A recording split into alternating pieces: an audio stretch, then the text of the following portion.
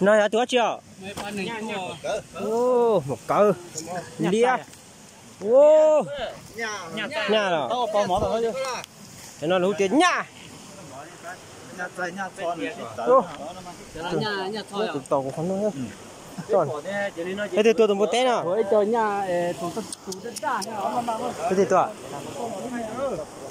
Ô, nhà cưng khai cơ à. Sát rồi. Ô, mùng cho nè. Nè, sao mà cứ lên buôn nó lo nè. Nè cứ phải tư lo nè. Lo tụi một té đó.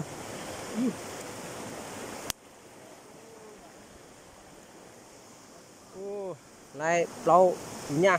Đi từ chùa, từ một té. Tụi nó, giờ tụi chưa sáng. Tụi nó giờ tụi lót quá.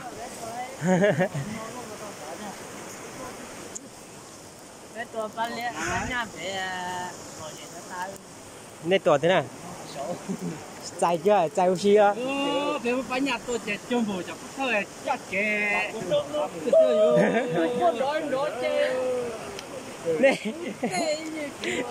Nè một tuổi là cháu sẽ đèn nặng em muốn liếc tua tại chỗ ông xí trấu cho nó lúa cho đó đó.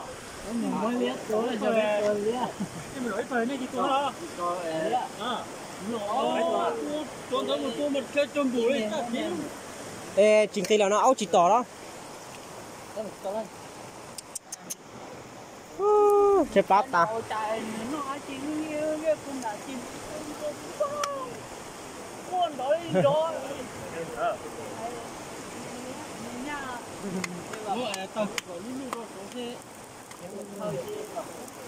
Chế bát hấp lẩu.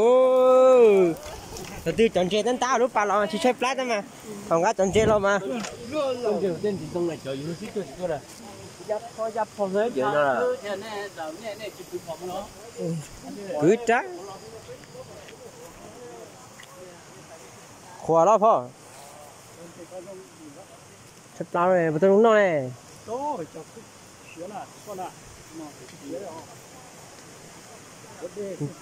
Cha trâu. Sắp ăn hấp lửa. Lo tông đã lo đi à. Để có bé nó kia mỏ bé phải tua bé lo. Lúc bà cái bé. Đó.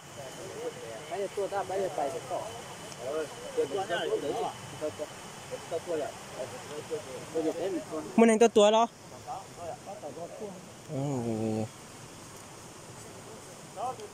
Để nó khua ra.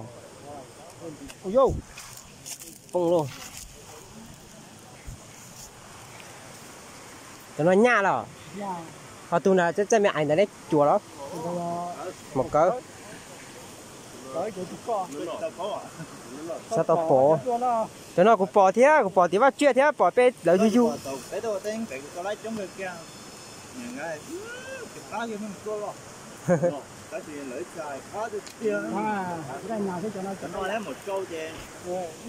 Ôi, sao bé chọn chê ho?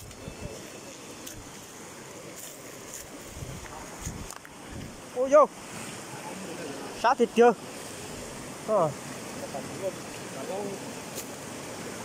Đi chọn chê nó lo không? Tan thôi cho nó á, chê nè.